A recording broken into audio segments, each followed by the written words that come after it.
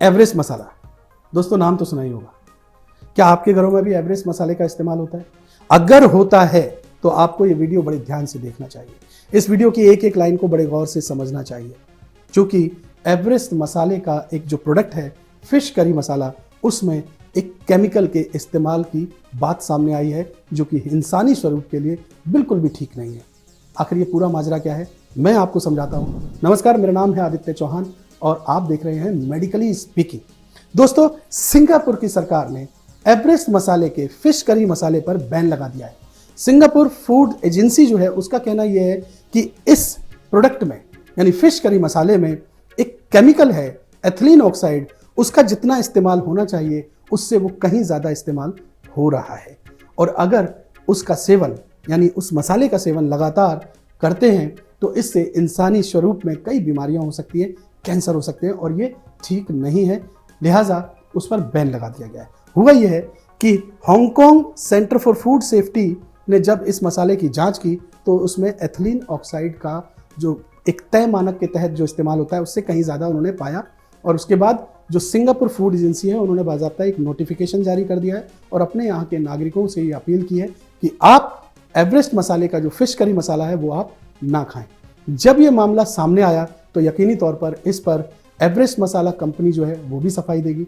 अब एवरेस्ट मसाला कंपनी ये कह रही है कि हम पिछले 50 सालों से सर्विसेज दे रहे हैं, हमारे जो प्रोडक्ट हैं उनमें हम प्रॉपर साफ सफाई रखते हैं, फूड सेफ्टी स्टैंडर्ड्स का हम पालन करते हैं, FSSAI के जो भी रूल्स रेगुलेशन हैं उनको हम प्रॉपर ध्यान में रखते हैं और उसकी मान्यता लेते हैं। इसके अलावा दोस्तों, जब भी कोई मसाले विदेशों में एक्सपोर्ट किए जाते हैं तो स्पाइस बोर्ड ऑफ इंडिया की मंजूरी लेनी होती है।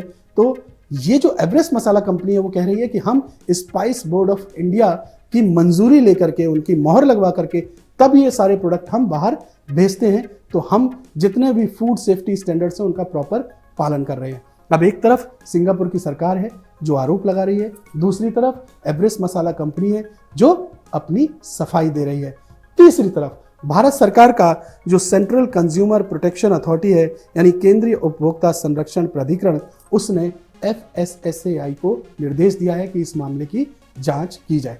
अब दोस्तों, इस मामले की जांच होगी, सच क्या है वो सामने आएगा।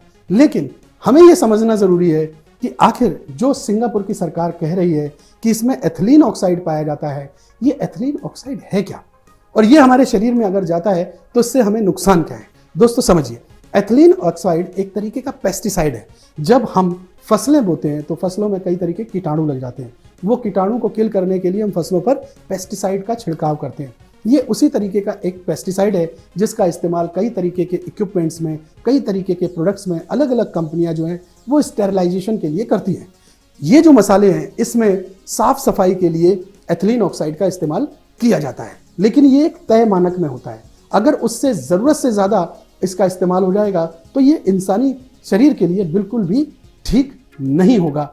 ऐसा ही कहना है सिंगापुर सरकार का कि जो तय मानक है उससे कहीं ज़्यादा इस्तेमाल हो रहा है एथिलीन ऑक्साइड का। दोस्तों, ये जो एथिलीन ऑक्साइड है जब ये हमारे शरीर में जाता है तो इससे हमारे शरीर को ब्लड कैंसर होने का खतरा बढ़ता है, पेट से रिलेटेड जो कैंसर होता है वो होने का खतरा बढ़ता है, महिलाओं में स्तन कैंसर होने का खतरा बढ़ता है। दोस्तों, ये एथिलीन ऑक्साइड के नुकसान हैं। बहरहाल सिंगापुर सरकार की ओर से आरोप लगाए गए हैं, नोटिफिकेशन जारी किया गया है और वहाँ पर एथिलीन ऑक्साइड फिश करी मसाला जो है एवरेस्ट का, उसमें ज़रूरत से ज़्यादा पाए जाने की खबर सामने आई है। सच्चाई क्या है, जांच क्या है, इस पर पूरी इन्वेस्टिगेशन होगी, जांच सामने आएगी। लेकिन हमारे और आपके लिए भी अलर्ट होने का समय है। अब हम इस खबर से क्या पैगाम लें, क्या संदेश लें, हम लोग क्या करें? तो दोस्तों, ये आपके विवेक पर निर्भर करता है और आप तब तक के लिए थोड़ा सा ब्रेक जरूर ले सकते हैं जब तक ये पूरी इन्वेस्टिगेशन होकर के सामने नहीं आ जाती। बहरहाल, इस खबर को लेकर के आप क्या सोचते हैं, कमेंट बॉक्स में जाइए, लिखिए। इस जानकारी को ज़्यादा से ज़्यादा शेयर कीजिए और आप अपने चैनल मेडिकली स्पीकिंग को फ़ौरन सब्सक्राइब कीजिए। बहुत बहुत शुक्रिया।